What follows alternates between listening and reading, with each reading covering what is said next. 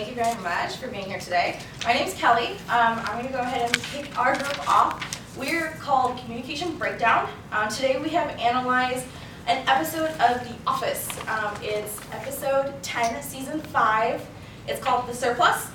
There was some great conflicts in there, a lot of good group work in there, a lot of great things that we can analyze, and we'll be doing so today. How we will be doing that? First, we're going to start off by analyzing some of the characters. I'll pull up on Netflix the episode itself. We'll watch some of the episode, not all of it, I promise. And as each character comes into screen, we will introduce them. So we'll stand up. We'll talk a little bit about their Belvin's team role, their FIRO, where they score on the FIRO charts, and also a little bit about their Big 5 character traits. And after that, we are going to actually divide up the classroom into 5, where each of us, different 5 group members, will sit down with different people and go over a couple different concepts that you see inside this particular episode. Some of those concepts include listening, group conflict styles, diversity, etc. So without further ado, I'm going to go ahead and get us started. And pay close attention to the conflict that's going on in here, because we will actually have you all vote just like the characters do in the episode. Okay, so I'll go ahead and get it started.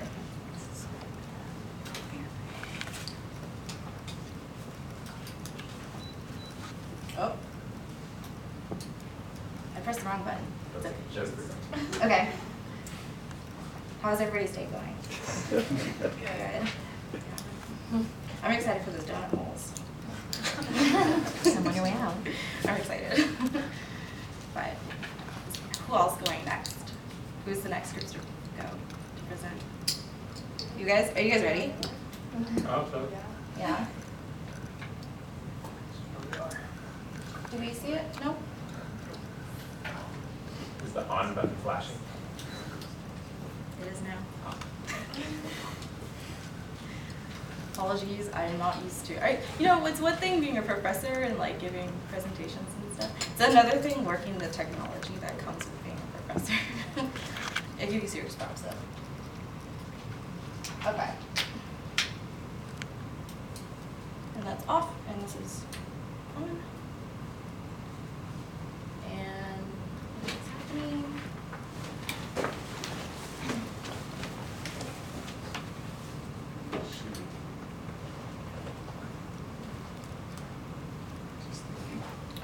Eventually this is going to stop flashing. Oh, okay. So just kind of wait on it. Okay. Let's think about times where you've made mistakes with technology and you have to stand in front of the entire class, really nervous and kind of battle randomly. Ah, it's on, okay. Okay, so we're going to go ahead and turn up some of the volume, and we're going to go ahead and start. You ready? Okay. Here are our final actual costs for this year. Oh, hey, as you can see, we did pretty well, so. Yes, I can see that we did indeed. Why don't you explain this to me like I am an 8-year-old? Hello everyone, I'm Philip. I'm also from Communication Breakdown, and I am analyzing the Michael Scott. Michael Scott works at Dunder Mifflin, located in Scranton, Pennsylvania. Being from Pennsylvania, it actually feels good to be Philly proud. Philly, so big fan of The Office and have know where Scranton is. It's the northern part towards Pittsburgh, kind of. But that's besides the point. So Michael Scott is a very extroverted person. He is a person who cares more about the office feelings at work rather than his own. And I think we're all guilty of that in our own sort of way. We want to put aside our own feelings for that loved one or for that significant other and really try to find what's wrong. So Myers-Briggs, we all did a Myers-Briggs test. And Myers-Briggs is basically eHarmony, but instead of people, it's for personality. So it actually truly is smarter than eHarmony. And so he's got an ESFP, so he is extroverted, he is a sensor, he's a feeler, and he is a perceiver. So like I said, he's an extrovert, so he's very loud, likes talking to people, so I can relate to him. He's very, people have to tell him to shut up sometimes, and you're talking too much, so I'm talking too much right now. He is a center, he is more practical and realistic and real. He likes to keep it 100%. That's what the kids will say now. He likes being real with everyone. He likes, you know, knowing what's going on instead of just often space. He is a feeler. He is more people-oriented, and he values harmony and justice. So like I said, we all do it. We all sense. We all step aside about emotions and really want that. And that also goes in tie with the Phiro. And he is he needs attention, and people he wants to be included in jokes, like you will see in the episode, and he really wants to be that person. And finally, the P is perceiver. He wants to goes with the flow. So he has a laid-back Cali style, you know, kind of like chill. But most bosses, especially the East Coast, go, go, go, and never stop. Stop when you're dead, basically. So that is my character analysis of Michael Scott. Thank you. Well, this is the overall budget for this fiscal year along the x-axis. Yes. Right there. There's the x-axis. You can see clearly on this page that we have a surplus. So I'm Forrest, and I analyzed Oscar Martinez. He is the accountant for Dunder Mifflin. He's the guy who discovers the surplus. Under the Big Five personality, I labeled him as conscientious. He is always, as the accountant, he's well organized, thorough, responsible, hardworking, and throughout the show, he's always crunching numbers, you know, doing his work, making sure that the task gets done. Next, I analyzed him under the Myers-Briggs, and he is an ISTJ, so he's introverted. He is, always doing his work. Always in the show, he actually has his own little office in the back. He's just hard at work, going away, and he's also a thinker. So he's task-oriented, logical, takes pride in thinking objectively. If it wasn't for him doing his job, they would never have discovered the surplus. He is also a judger, so he's highly structured, well-organized, impatient when people show up late and waste time. You can see later on in the episode when Michael presents the surplus to the group, he gets agitated when Pam asks for different possibilities to spend the surplus on to purchase chairs. To him, that's wasting time. He just wants to do his job, get the reward, and move on. Everything else just gets in the way. And under Phiro theory, Oscar is a social member. He's comfortable working with others, and he's isolated when doing his accounting, but when he finds something, he can branch off into the group, and he has no problem socializing with others. He's also a democratic member. He has no problem with power control, just comfortable giving orders as taking them. He's also a personal member, so Oscar doesn't have emotional problems dealing with the group members. He prefers to be liked, but if there's conflict, it's, he doesn't mind it.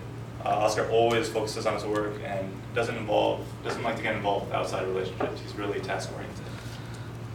I also thought that Oscar fell nicely under the Ben and Sheets model, which it describes like how groups fill functional roles to make the group work together. Under that, he was an information giver and a elaborator.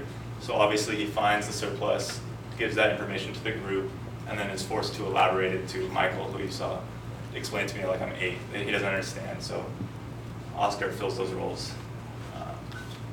And that is my analysis of Oscar. Thank you. $4,300. Okay. But we have to spend that by the end of the day, or it will be deducted from next year's budget. Why don't you explain this to me like I'm 5? Your mommy and daddy give you $10 to open up a lemonade stand. So you go out and you buy cups and you buy lemons and you buy sugar. And now you find out that it only costs you $9. Oh, So you have an extra $1. yeah. So you can give that $1 back to mommy and daddy. But guess what? Next summer, I'll be 6. and you ask them for money, they're going to give you $9. Because that's what they think it costs to run the stand. So what you want to do is spend that $1 on something now, so that your parents think that it costs $10 to run the lemonade stand. So the $1's a surplus. This is a surplus. We have to spend that $4,300 by the end of the day, or it'll be deducted from next year's budget. Woo. We should spend this money on a new copier, which we desperately need. Okay, break it down in terms of, okay. I think I'm getting you. Okay, and I'm just gonna fast forward through the intro. We don't really need to listen to the theme song, as great as it is. Go ahead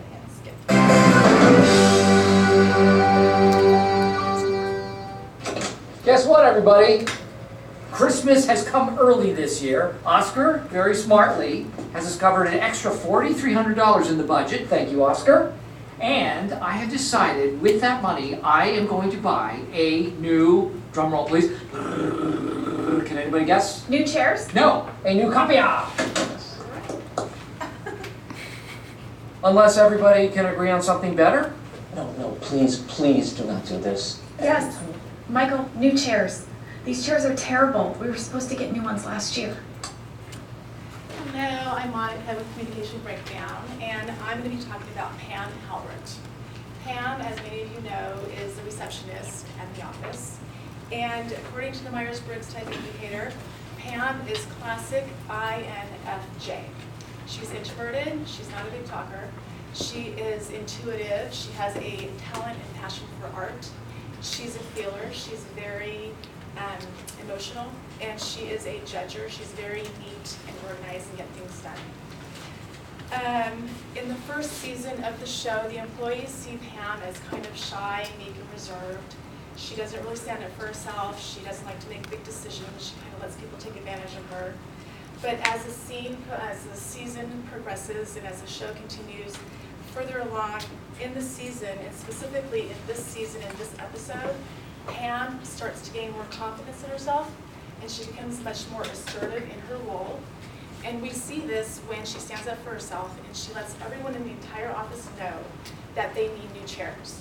As soon as she finds out about the surplus, she wants to make sure that the money is spent on new chairs because she desperately needs a new chair for herself.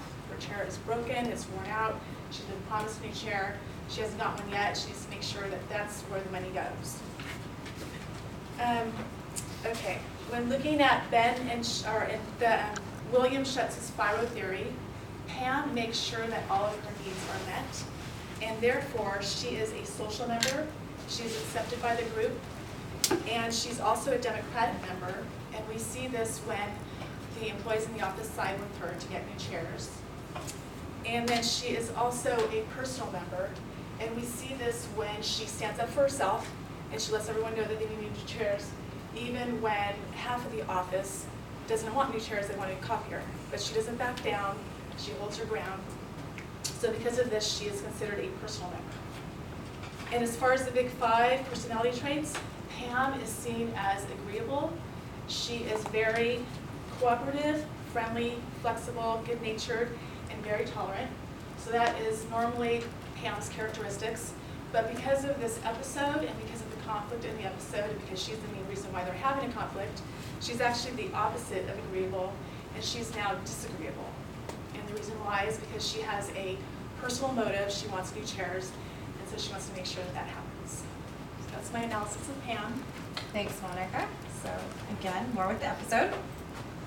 So we all agree to get new chairs then. Good? Good? Yeah, he said good, I'm good. Now, listen, we are a paper company. How can we take pride in our jobs if we have to put our fine paper in this wretched machine? Oscar? No, this is not the time for one of your principled stands. Pam, you make more copies than anyone. Exactly, that should tell you how terrible the chairs are. Okay, good suggestions. All good suggestions. Let's just decide and agree upon one. I'm with Pam. Cheers. All right, so teams forming. We should really have the office's air quality tested. I mean, we have radon coming from below, we have asbestos in the ceilings. These are silent killers. You are the silent killer. You'll see. Michael? Yes. I talked to Meredith, Stanley, and Jim about the chairs. I know they're with me on this. Actually, I'm gonna go with copier. What? Jim? Ever since Pam and I started dating, I just feel a little weird asking her to make copies for me. So, I make my own copies. And that copier sucks. Let me tell you. But you know what? Pam and I don't have to agree on everything. Okay, so this is Jim Halpert. Jim Halpert is another sales rep at the Dunder Mifflin Paper Company.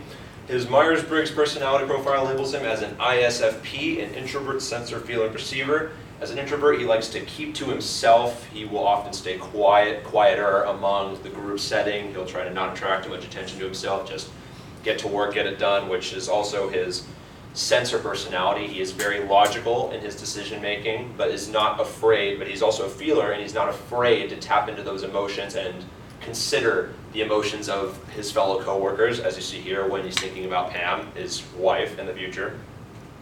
And as a perceiver, when he has to make a decision like this, he gets, people who are often in that same role will get anxiety when they have to make these kinds of decisions.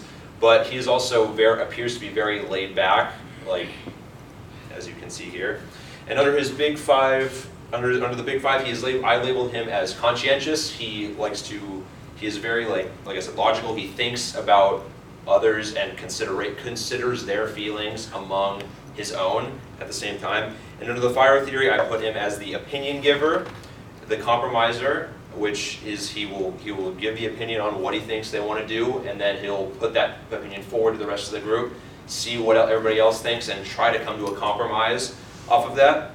And lastly, he is labeled as the clown because if some of you other avid watchers of the show know, he often likes to play pranks on Dwight, one of the other members of the show. And that is my analysis of Jim Halpert. Thanks, Joe. Jim, good for you standing up to Pam like that. The ball's on you, man. So Michael, what do you think? Why me?